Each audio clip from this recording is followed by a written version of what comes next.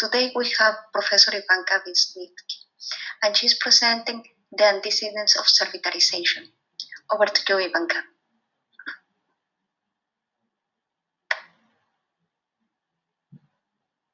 Thanks a lot, Veronica. Welcome.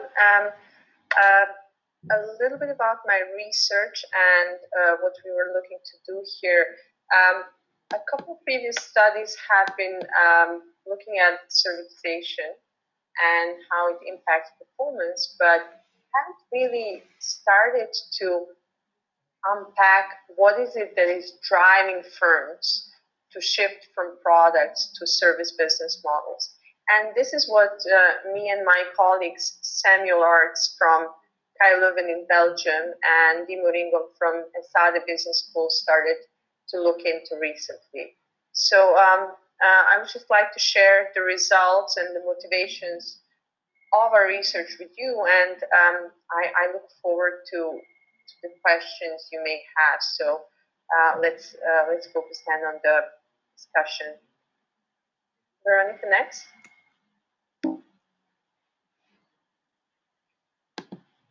Veronica, can you? Yeah, thank you.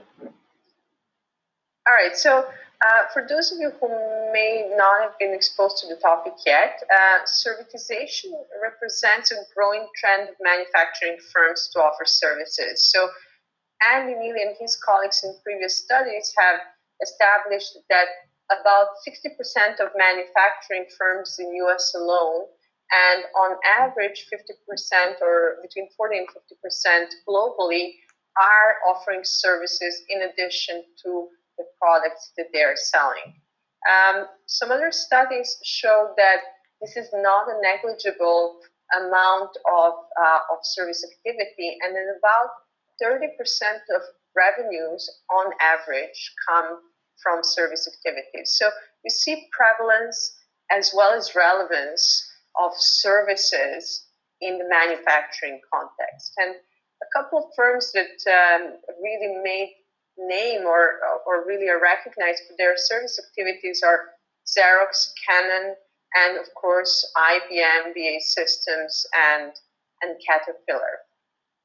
So in addition to this, some of the anecdotal evidence over the past couple of years has been talking about different reasons why firms would do this, and different studies have proposed different reasons why manufacturers or product firms move into services.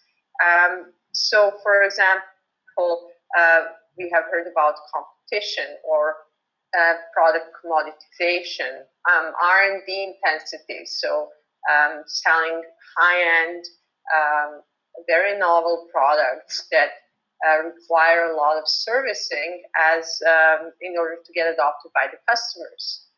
Finally, the ups and downs of the business cycles and the impact that they have on the financial performance of companies were also recognized as the reason for manufacturing firms to move into services.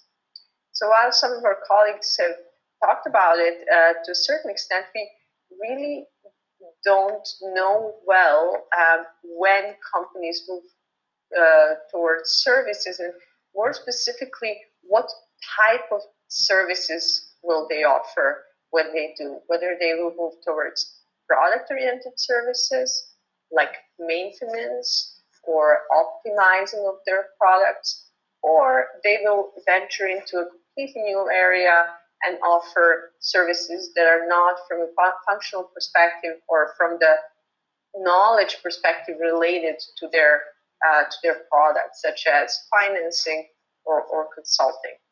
Next. So when we recap the literature, one before Veronica, when we recapped the literature and when we started to kind of map out what can firms do and under which conditions, we started to realize that there are these two big groups of services, product-oriented services that are, from the knowledge and the resource perspective, related to the products. And here we are talking about installation and maintenance, repair, monitoring. So those would be the services that are really performed on the product. So they require technicians with a similar expertise that is required for developing the product.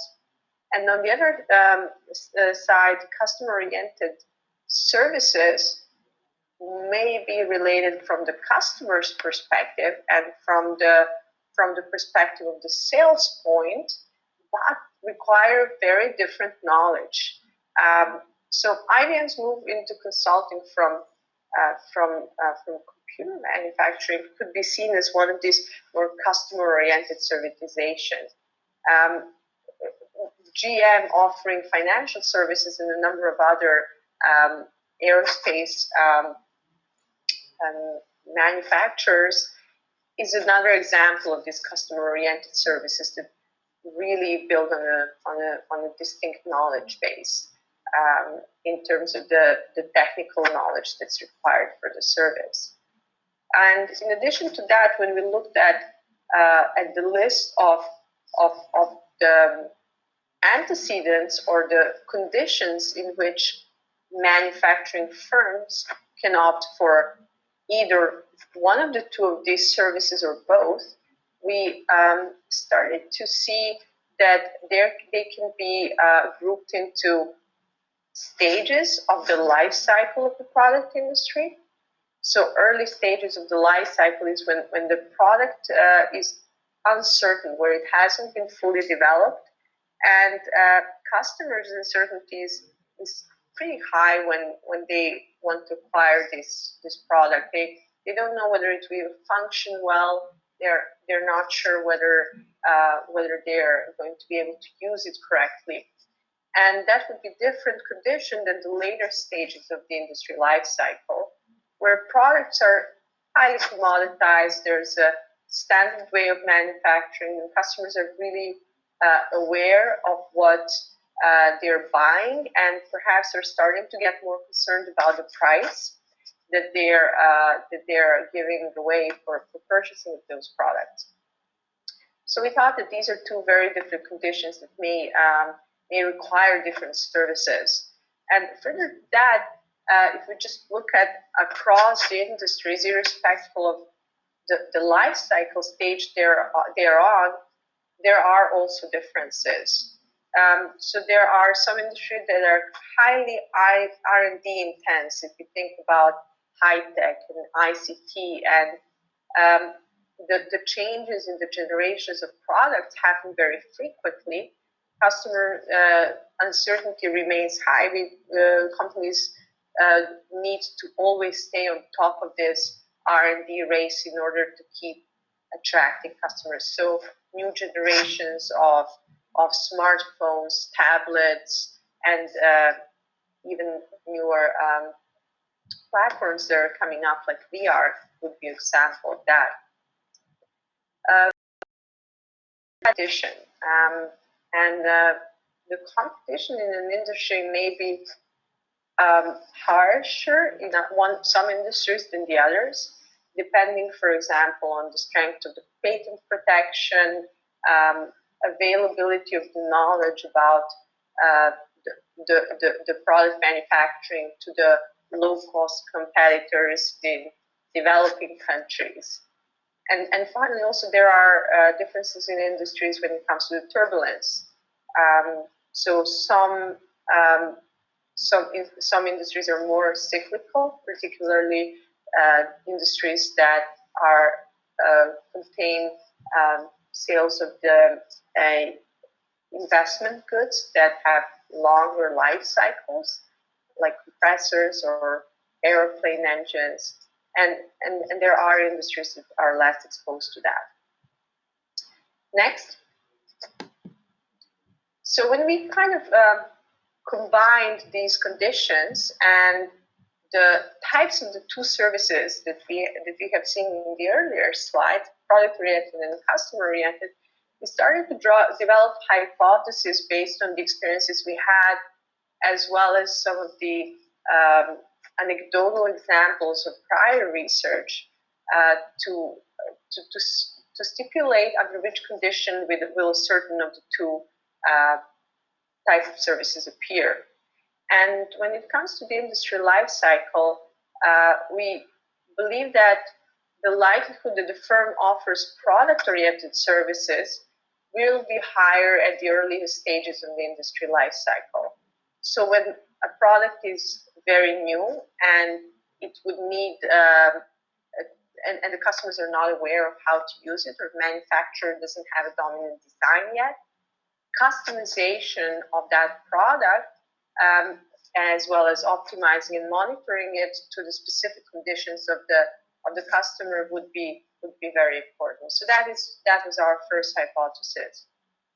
Our second hypothesis was that exactly the opposite would happen if we are talking about highly commoditized stages of the industry life cycle, where the products are very well known. There we thought that given that the prices are dropping and the product is perhaps getting sold less and less because it's been outdated, that manufacturing companies would start to have more incentives to move towards more customer-oriented services like financing and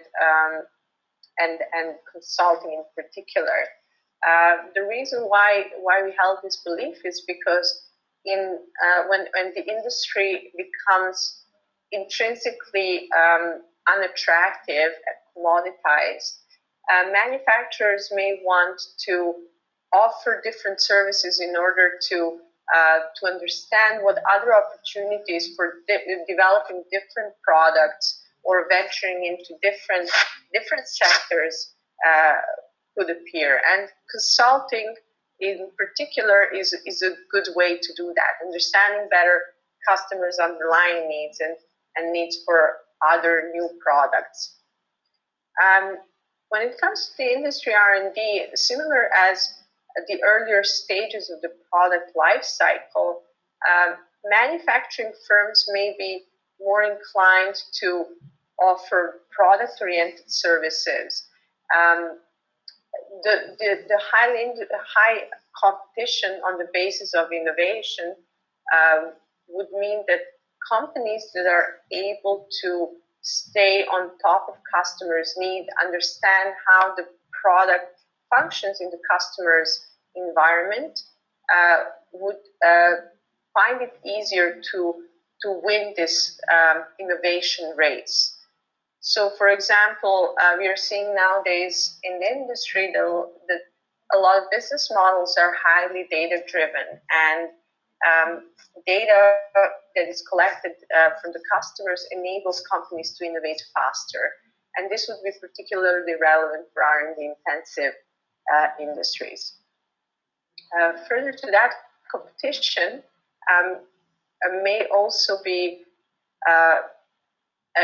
there may also be higher likelihood to offer product-oriented services. So here we would argue that offering product-oriented services stimulates loyalty in customers and helps to build relationships, particularly with purchasing departments and technical decision makers on the customer side that decide whether to purchase one product or another. So if manufacturing firms wants to boost loyalty in the relationships, instead of competing purely on the price in highly competitive industry, they would be more inclined to offer product-oriented services. And finally, industry turbulence. We argue that cyclicality and ups and downs of the business cycle would stimulate customer-oriented services. And the reason for that is that financing in particular would help to acquire sales from customers even in the tough economic times. So if a company was to offer extended credits or leasing, or let customers pay off their investments over an extended period of time, that would improve their performance. So in order to test these hypotheses, we collected data on 410 public product firms in the period of time from 1990 to 2011. I'm not going to go in detail, and I'm happy to talk about that offline. We created variables that would reflect well what the industry conditions are, and whether the product and whether the services are provided are product oriented or unrelated and customer oriented.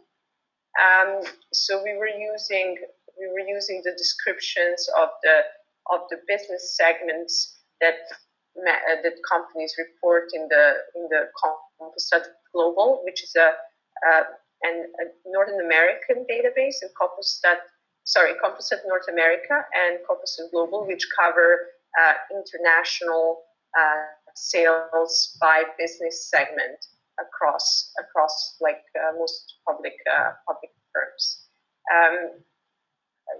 We used logic model with firm fixed effect in your dummies, which is a standard method to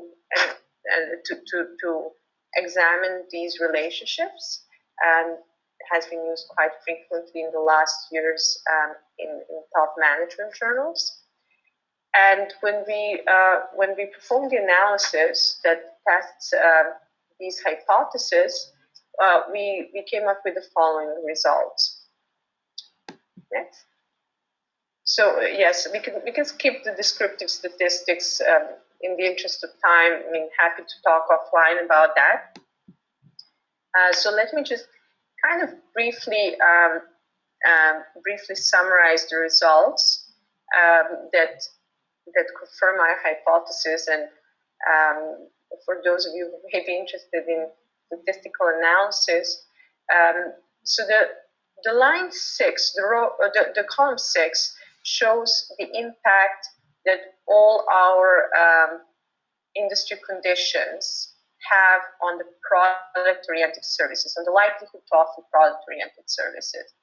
And the first one is industry maturity. And indeed, we see that the less mature industries are, the higher the likelihood it is to offer product-oriented services. So negative relationship basically shows that lower level of industry maturity, so earlier stages of the life cycle, are associated with higher likelihood to offer product-oriented services. In the column 12, for contrast, where you can see the impact on the customer-oriented services, it becomes obvious that the relationship is inverse. So here, the higher the likelihood, the higher the industry maturity, the higher the likelihood that the customer-oriented services will be offered. When it comes to the industry competition, we see positive impact on the likelihood to offer product-oriented services. So indeed, product-oriented services appear when the industry is commoditized and companies may want to build stronger loyalty and relationships using those product-oriented services. For contrast, industry competition doesn't seem to have a strong impact of any kind on the customer-oriented services. So we haven't found any strong, statistically significant relationship there.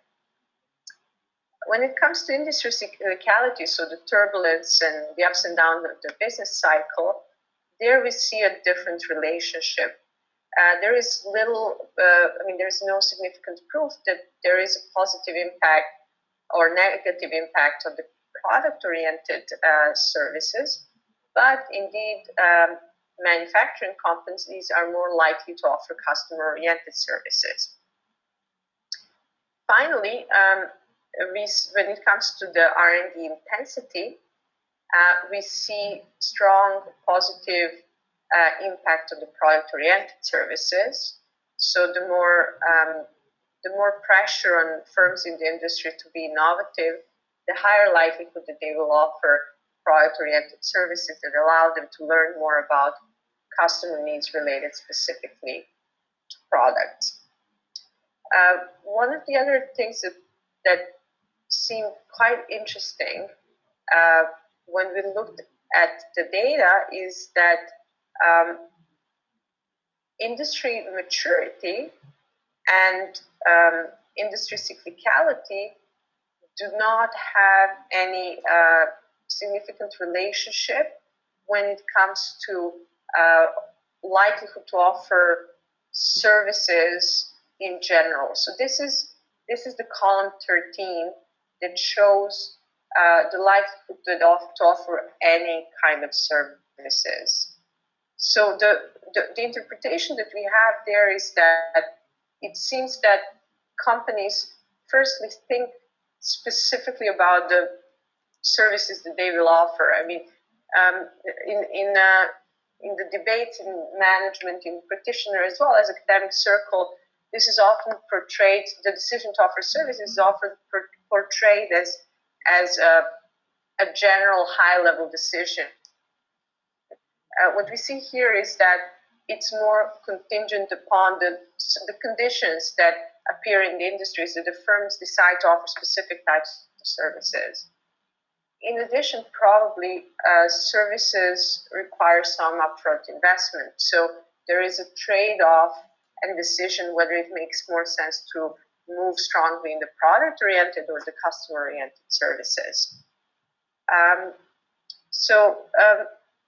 Just on a side note, besides confirming our hypothesis, we had some interesting results on one of our controls, which is firm R&D, and it's in the lower part of our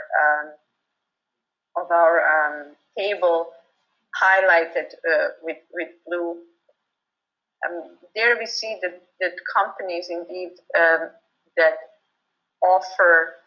are more innovative themselves are going to be offering more product-oriented services. So it shows that there is a strong relationship between product innovation and offering product-oriented services, and perhaps provide some additional evidence that Andy, Neely, and I have in one of our other studies, that there is a positive relationship, strong positive relationship between innovating in products and servitizing.